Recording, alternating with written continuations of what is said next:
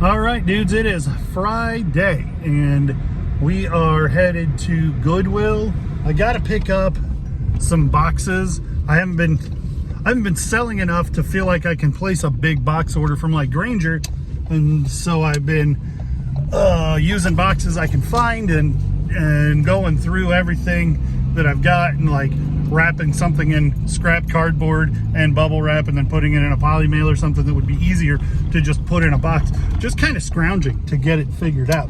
But I have a handful that are supposed to be going out today that I just didn't have a box for, and it doesn't make any sense to scrounge something together. It's coffee cups or other stuff. Anyway, one thing that I sent out today went FedEx Smart Post, which I didn't even know I gave the customer the option to do this. Something, either, I don't know, there's some kind of fluke going on there. I wouldn't use FedEx Smart Post if I could possibly avoid it. But either I messed up printing the label and didn't notice it, or they selected that as an option that I didn't realize I gave it to them as an option. But the point of me telling you this is, if you use FedEx Smart Post, I just had a conversation with my mail handler and I had that in my hand and I was like, look, this has a post office tracking number. Can you take it? And she got out her thing and scanned it, and she's like, yep, I can take that. It scans just the same as normal mail. So I know that the point of FedEx Smart Post is the last mile delivery. Like FedEx can get it to the post office in Austin, Texas, where it's going, and then the post office delivers it. And that's the purpose of the service as far as FedEx is concerned. But I dropped it with my mailman and she took it and it worked. So just something. Let's go to Goodwill, and I want to find some stuff with some really fast sell-through rate for really cheap that sells for really high. That's always the game. Let's go see if we can do it. This is the only parking spot left in the entire parking lot. Oh, one cleared up.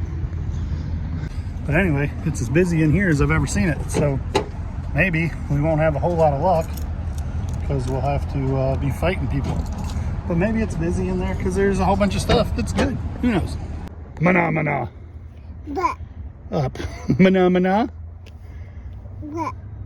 Do do do do do. Mana mana. Mana mana. I do that. This, in my opinion, is bad business for them. Having these on the floor, especially in that kind of shape, somebody's going to see that and think, oh, I didn't know what I was going to do about dumping the ones that I have. I'll just bring them here as a donation. So I left this here the other day. It has the center spindle in it, and at $1.99, it's probably 15 bucks.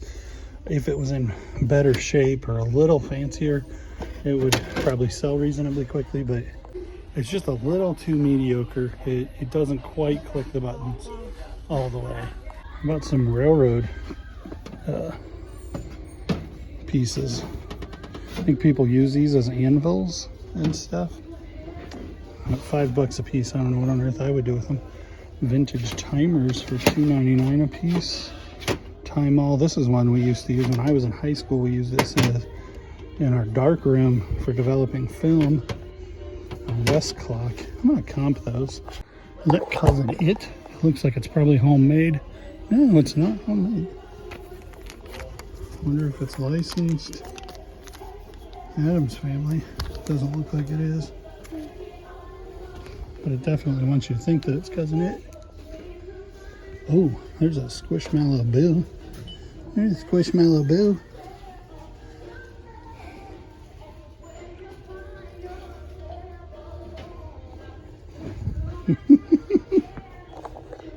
So the Squishmallow is probably not worth much, but I think we're gonna hang out with it for a while. This Target cart is pretty cool, $6. Somebody won't be put down, so I don't have hands to pull this thing down right this second. Say hi. Say mana mana. Do. Do. But here's a Cuisinart Custom 14, and if it's all in there, it's definitely worth picking up for the $10. So it is a different machine than what the box shows, and it is gross and dirty. So that's probably why it's still up there. And cracked. Bye-bye. A whole bunch of hunting and we found one thing. XL vintage. It says made in Hong Kong. And it's got like the pants buttons. Vintage Levi's denim shirt. So Kentucky Fried Chicken closed. Those are massive signs. Hey Judah, what do we just find? KFC signs. Yeah, they're in the bed of the truck. I'll show you when we get home.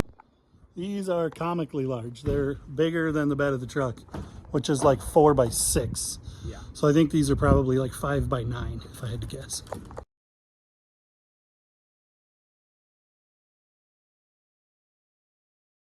All right, dudes, it is Sunday after church, 11:30. I am headed into Goodwill all by my onesies, and we're gonna see if we can make some money. I needed to run a grocery errand, and so I'm like, well, let's go to Goodwill too. So I'm going back up to get a cart. First couple of minutes, I got 2 hats and a pair of shorts. This hat is a Rogue brand, and it says it's made in South Africa. And that label just looks good. I don't know anything about it, but we're gonna try it out. We're gonna comp it. Bang energy drinks were popular 4 or 5 years ago. This hat appears to light up, I just realized. We'll see if it works, if it's worth anything. And then these are Nike Dry Fit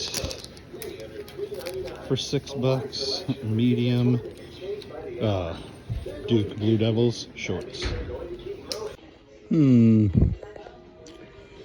There is, like, this is laser line branded, $2.50.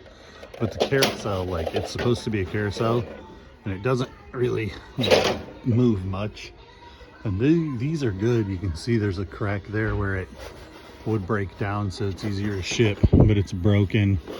And I don't exactly know what the comps are on them anymore, but I'm not buying it broken, so I didn't look it up. I don't really see much of anything else right this minute on that shelf.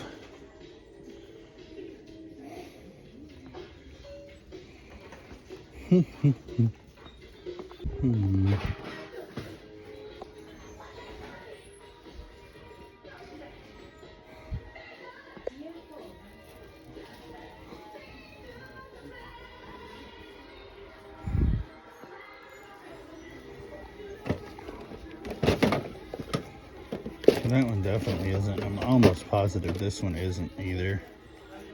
Yeah, My Life. So there's nothing there. Nothing I see anyway. So the Bang hat only partially lights up. You can kind of, I don't know if you can see it on here or not. It's clear over there and lights up over here. And then I found this for $3.99. It's a 3-quart with the lid. Vintage Revere wear. It does pretty well for me as long as I don't have to clean it up. It's not worth the time it takes.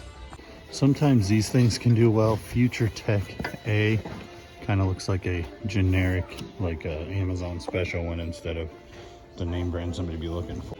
But this 99 cents is Breakthrough. There's 1 listed and there's 4 sold. It should be $20, so that's neat. So the hats are both a putback. The Rogue one, there's 25 listed and none sold. And the Bang one, there's a bunch listed at like $6 or $7.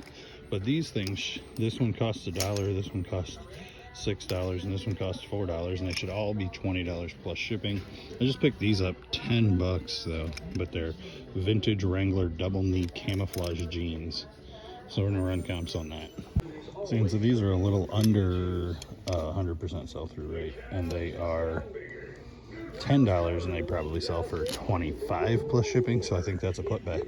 So 3 little bread and butter items there at the regular Goodwill. We'll go to the not so good Goodwill and see if we can do any better over there. It's been about an hour. So I'm sure you're wondering about the signs that were earlier in this video and happened Friday. I put them on my personal Facebook page. There's a couple of you guys that are on there and saw that they were marked as sold. I just put them out as, hey, look what I found. These are cool.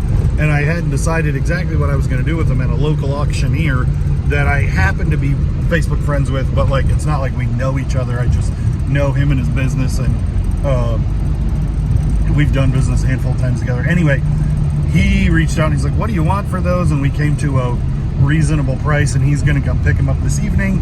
$250 for something I pulled out of the trash. I'm ecstatic about. I feel like that was a low enough price that he's going to make good money on them too, and he's probably going to have to transport them to Kentucky Sign Rally or something like that to get the top dollar for him, and I hope he makes a fortune. But $250 in my pocket in a day and a half for something I pulled out of the trash, I'm excited about. And then the other thing is, a lot of you guys have noticed and messaged, and some of you know personally because I've run into you or talked to you about it in DMs and stuff. Things have not been the same since January 1st, and it's nothing to do with anybody you guys know, but our extended family is really having a pretty good crisis at the moment. And so if I feel a little bit out of my depth, if I'm not really posting like I should, then that's what's going on. Hopefully we're going to get things ironed out in the next couple of weeks and get back into a groove. Also, I haven't been listing more than maybe a couple of dozen items a week since the first of the year, and my sales have been so down that I don't have a lot of liquid cash because the cash flow is not coming back in because I'm not putting in the work, and so then I don't have a lot of cash to spend to buy better stuff to do better.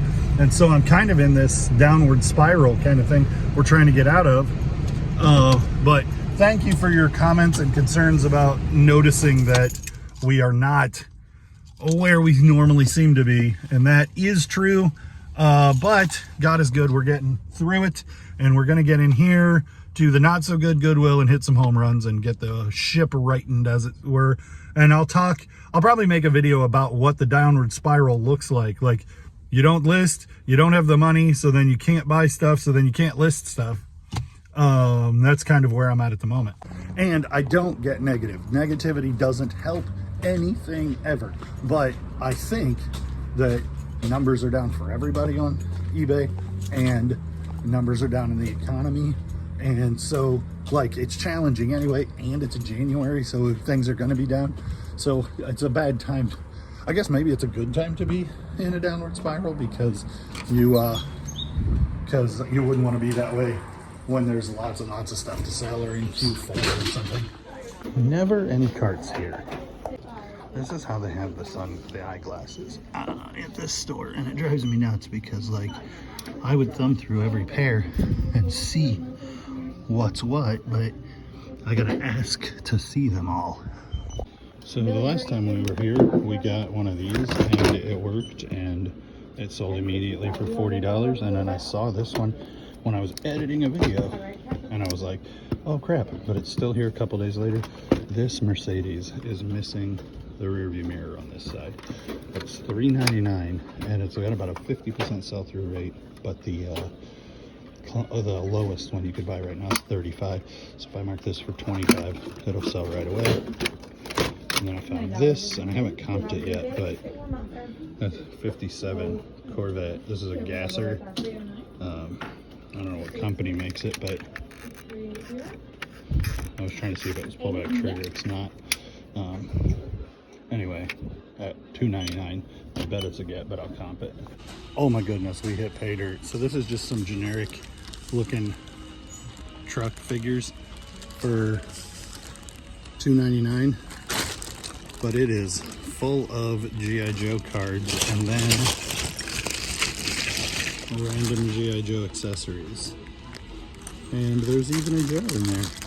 Maybe that's not a Joe, that's Leonard. So maybe the accessories are Leonard. But I'm definitely taking that many ID cards for $2.99. And some Spice of Life Corningware for $3.99 for this piece, and I think $4.99 for all of those, $5.99 for all of those. This Titleist hat $1.99, and it has a magnetic ball marker still stuck to it. So that, I think, adds some value. This is a Zelda, just a real generic Zelda hoodie.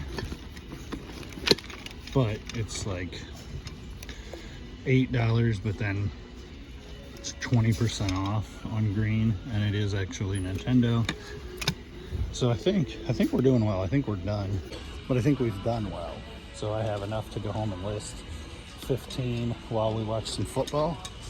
I want to see the Bills win the Super Bowl, even though Asher wants the Chiefs, that he's been a fan of for a couple of years, to win it. I mean, he's too young to have picked them before they were good. I think it's going to do it. A couple of days worth of Goodwill stops. And I think we did really well in there today. Just little random stuff, but it's going to add up pretty quick. Thanks for watching. Thanks for liking, commenting, and subscribing. Thanks for following, clicking the bell, and we'll see you guys on the next one.